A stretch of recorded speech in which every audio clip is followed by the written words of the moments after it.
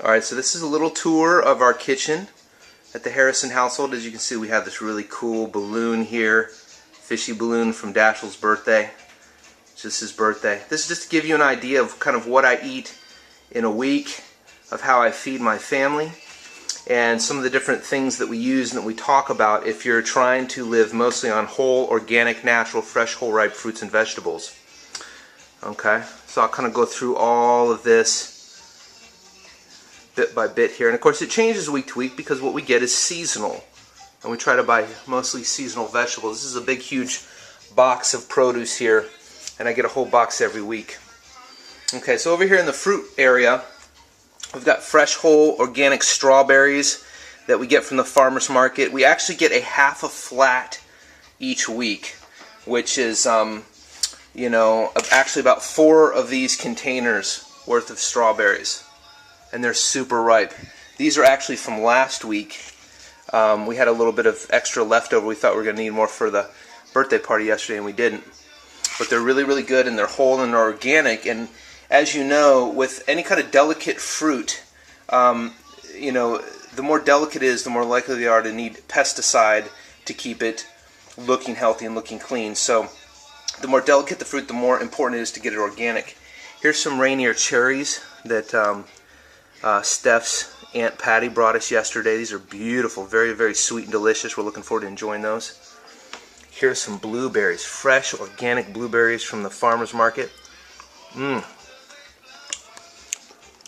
Delicious. Yeah, those are really good. And I've got about a pound and a half there of fresh organic blueberries. By the way, everything's cheaper at the farmer's market. Don't believe the hype.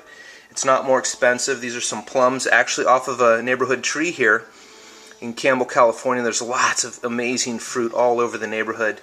You just help yourself. Now, this is a really interesting one. I talk about papaya a lot with clients. Look at this. Look how gnarly this papaya looks. It looks rotten. If I didn't know better, I would throw it away. It looks all kind of diseased and bruised. But this is how these papayas look. And this papaya actually is just about perfectly ripe. And when you cut it open, it's going to kind of look like this. To give you an idea of how these things look on the inside. They're really soft, really, really tender. And one of our favorite breakfasts is we'll cut up, half a papaya for Robert, half for Steph. And then we'll put several bananas. These are all organic bananas. Let me show you a ripe banana. This is what we consider a ripe banana here. Look at this. Look how brown and spotty that is. That's just about perfect right now. And then we'll cut up the bananas and the papaya and put them in a bowl. And then we'll also squirt some lime juice over them. And then it's really, really delicious. And we try to get at least minimum of 400 calories per meal to make sure that we're getting enough calories. The trick with eating fruit is you got to eat enough, because pound for pound, it just doesn't compare. A little tiny breakfast sandwich from McDonald's is going to be, easily 400, 500, 600 calories. And so to get the same number of calories from fruit so that you can really compare which tends to fuel you better, you got to eat a lot of food. You got to eat a lot of food, a lot more fruit, a lot more volume. So when we're talking about portion size in the clinic, we're talking about calories. Now these are Del Rey dates. These are awesome. And they're nice, and these are a little bit harder. These are a little bit soft and tender. Just to give you an idea, I go through about 2 bags of these a week. These are great staples. They're great for travel. And they have a little pit in the middle of them. They're real soft. You can eat them with celery, so it's kind of sweet and salty. I make a sweet and salty slaw with celery. These particular kind of dates are not the kind you normally see in the store, because they're really soft, really wet. Very, very delicious, so the sugar's not quite as concentrated. And in a lot of dishes where normally you would think you would add sugar, we add some dates. If we're making spaghetti sauce, anything that we need some sweetness to it, a dessert or something like that, we'll generally add these dates, and they work really, really good. Just make sure you take the pit out. You can also make what's called Daterade with them. So those are very good. Now over here, we just happen to have a fresh, big bowl of watermelon left over from the party yesterday. I'm going to probably have that for lunch. It's probably going to be my lunch right there. Maybe that and some celery or something. Over here we have some oranges. Really good looking juicy oranges. Oranges are just like a magical fruit. Remember, these are 7% protein, about 4.5% fat, and the rest carbohydrate. And a lot of people don't realize that. They don't know you can get protein from oranges. For those of you who don't know the name, Storm Taliaferro, who eats a lot of oranges, is, you know, he's in his 50s and he looks like a 20-year-old man, ripped, in great shape, very healthy guy. Over here we have some organic beefsteak tomatoes. These are for like a spaghetti sauce, or also for making salad dressing recipes. And we've got some good organic avocados here. And oh wait, check it out. I don't know if you can see the number on here. Let me see if we can get the number on here.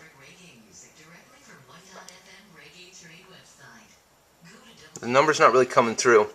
Okay, so the number on here, it says 4225. See if we can get that to focus in on. Oh boy, it's just not doing it. You want to read the number. If it says 4, that means it's not organic. The number 9, as you can see here on the banana, 9 means it's organic. Okay, so 9's good, that's organic. 4 just means it's conventional. Now, an avocado is not that big of a deal because, as you can see, it's got a really hard skin, so it doesn't take a lot of pesticides. Not a lot of bugs are getting in there. But of course, the cherries, the strawberries, the blueberries, they're a lot more delicate. You got to be careful. Now, these are some peaches. Peaches, stone fruit, are in season right now, so we're eating a lot of peaches right now. I recommend that when you buy them from the farmer's market, get them hard. They're a little bit hard like this. I used to try and buy them ripe, thinking I was going to eat them right away, and they would just get really too bruised. So if you get them kind of hard like this, what happens is they'll ripen up in a few days. It's amazing. It's amazing. And we've got 2 trays here, but this is about half to a third of the amount of peaches I actually bought for the week. Actually, it's about half the peaches. I got the rest in the refrigerator. Now here are organic cucumbers. I don't see these all the time at the farmer's market, so when I see them, I buy them, and I buy lots of them. As you can see, we have a whole huge bag of them here. I don't know if you can see how many are in here. I mean, this is like a huge, huge bag of, oh, look at that. I got a bag of cucumbers. And we'll juice these, eat these. Cucumber, celery, fennel, which this is what fennel looks like. It kind of has a licorice taste to it. Back up on the fennel there. Oh, and then herbs and some coconut water make for an excellent green smoothie. Really, really good. Okay, so we got some butter lettuce here. Now, we eat a lot of greens, and this is the tough thing. A lot of people don't eat enough greens. We eat a lot of greens. So this is 2 heads of butter lettuce here. And we've got 3 clumps of parsley. Parsley. We've got some cilantro in here as well. All organic, certified organic. And then we've got big heads of romaine. Now these are a little bit smaller this week. I actually have 13